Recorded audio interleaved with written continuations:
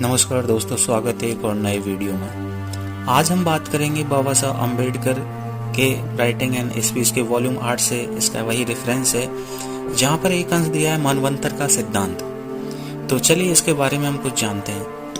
ब्राह्मणों का एक सिद्धांत था कि उसके देश का शासन स्वर्ग से चलता है। मनवंतर का यही अर्थ प्रतीत होता है।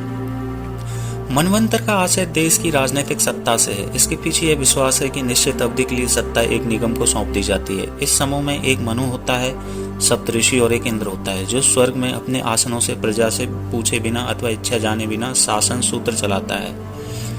एक समूह के शासन काल को, जिसमें मनु की सत्ता सर्वोपरि है, मनवंतर कहते हैं। एक मनु का शासन काल समाप्त हो जाता है, दूसरा आ जाता है। यही क्रम चलता रहता है। युगों की भांति मनवंतर का भी समय चक्र है। 14 मनवंतरों का एक चक्र होता है। विष्णु पुराण में मनवंतरों का आभास मिलता है, जो इस प्रकार है। तब ब्रह्मा ने सृष्टि पालन हेतु स्वयं को मनु स्वयंभू बना लिया, जो स्वयं मौलिक रूप में एक रूप जन्मे और अपने नारी भाग से उन्होंने सतरूपा को रचा, जिसे सृजित प्राणियों की रक्षा हेतु तपस्या द्वारा वर्जित वैवाहिकता के पाप से शुद्ध किया, जिसे मनु स्वयंभू ने अपनी पत्नी बनाया। एक क्षण को हम यहाँ पर ठहर कर विचार करें कि इसके क्या अर्थ हैं। क्या इसका अर्थ यह है कि ब्रह्मा उभयलिंगी थे? क्या इसका अर्थ यह है कि स्वयंभू मनु ने अपनी बहन सतरूपा को पत्नी बना लिया? विष्णु पुराण के अनुसार यदि यह सही है तो कितना विचित्र है। विष्णु पुराण का आगे कथन है, इस युगल से 2 पुत्र जन्मे, प्रियव्रत और उत्तानपाद, और 2 पुत्रियां जन्मी, प्रसूति और आकुति, जो अत्यंत लावण्यमयी और गुणवान थी। प्रसूति का विवाह दक्ष से और आकुति का रुचि प्रजापति से। आकुति से जुड़वा बच्चे उत्पन्न हुए यज्ञ और दक्षिणा, जिन्होंने परस्पर विवाह कर लिया। भाई बहन के विवाह का एक और उदाहरण। उसके 12 पुत्र उत्पन्न हुए। वे देवता स्वयंभू मनवंतर में यम कहलाए। प्रथम मनु स्वयंभू था, फिर स्वरोचि, उसके उपरांत क्रम से औतमी, तामस, रैवत, चाक्षुष, जो तिरोहित हो गए। 7वें वर्तमान मनवंतर के मनु सूर्यपुत्र वैवस्वत हैं। विष्णु पुराण कहता है, अब मैं स्वरोचि मनु के पुत्रों, देवताओं और ऋषियों के बीच में बताता हूँ। ऋषियों के विषय में बताता हूँ। इस काल द्वितीय मनवंतर के देवता थे पारावत और तुषित, उनका इंद्र था। विपश्चित उसके सप्तऋषि थे, ऊर्ज, स्तंभ, प्राण, दत्तोली, ऋषभ, निश्चर और अरविरिवट, चैत्र, औक्की पुरुष तथा अन्य मनु के पुत्र थे। तीसरे मनवंतर के मनु ने औतमी, उसके समय के इंद्र थे। सुसाची देवताओं के नाम हैं। स्वधामा, सत्य, शिव, प्रतदर्न और वसुवृति, और प्रत्येक 5 वर्ग के 12 देवता थे। उस समय के सप्तऋषि वशिष्ठ के 7 पुत्र, 7 ऋषिगण थे, और अज, परशु, दिव्य तथा अन्य मनु के पुत्र थे। चौथे मनु तामस के काल में पूजनीय देवता थे, स्वरूप, हरि, सत्य और सुधि। प्रत्येक वर्ग में 27 देवता थे। शिवी उस काल का इंद्र था। 100 यज्ञ संपन्न करने के कारण उसे सतकृति भी कहा जाता था। सप्तऋषि थे, जो तीर्थधाम, पृथु, कव्य, चैत्र, अग्नि, वानक और पिबर। तामस के बलशाली पुत्र थे, राजा नर, ख्याति, साध्य, जनुजंघा आदि। 5वें मनवंतर के मनु रैवत थे। इनका इंद्र विभु था। देवतागण, जिनमें प्रत्येक के 14 देवता होते थे, इस प्रकार थे: अमितभास, अभूतरास, वैकुंठगण, सुमेघगण। तत्कालीन सप्तऋषि थे अर्णेरोम, वेदश्री, ऊर्ध्वबाहु, वेदबाहु, सुद्धुम, पर्जन्य और महामुनि। रैवत के पुत्र इस प्रकार थे: बालबंधु, सुसंभव्य, सत्यक तथा अन्य वीर राजा। ये 4 मनु स्वरोचिस, औतमी, तामस और रैवत प्रियव्रत की संतान थे, जिसने विष्णु को अपनी उपासना से प्रसन्न करके अपनी संतान के लिए मनवंतरों का मनु बनाए जाने का वर प्राप्त कर लिया था। 6ठे मनवंतर का मनु चाक्षुष था।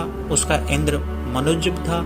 उस काल के 5 वर्ग के देवता थे: आद्य, प्रस्तुत, भव्य, पृथुक और उदारता के प्रतिमूर्ति लेखकगण। उस काल के सप्तऋषि थे: सुमेघ, विराज, हाविस्मत, उत्तम, मधु, अभिनमान और सहिष्णु। पृथ्वी के स्वामी चाक्षुष के शक्तिशाली पुत्र उरु, सतधुम आदि। वर्तमान 7वें मनवंतर के मनु अंत्येष्टि देव सूर्य की अनुपम संतान वैवस्वत और उनके देवता आदित्य, वसु और रुद्र। इनका इंद्र पुरंदर सप्तऋषि है। वशिष्ठ, कश्यप, अत्रि, जमदग्नि, गौतमी, विश्वामित्र, भारद्वाज। वैवस्वत मनु के 9 धर्मनिष्ठ पुत्र हैं। राजा इक्ष्वाकु, नाभानिदिष्ट, करुष, वृषद्र और वसुमत। अभी 7 मनवंतरों का विवरण दिया गया है जो विष्णु पुराण में उल्लेखित है। ये विष्णु पुराण लिखे जाने तक की स्थिति थी। क्या मनवंतर शासन ब्रह्मा था? इस विषय में ब्राह्मण मौन है।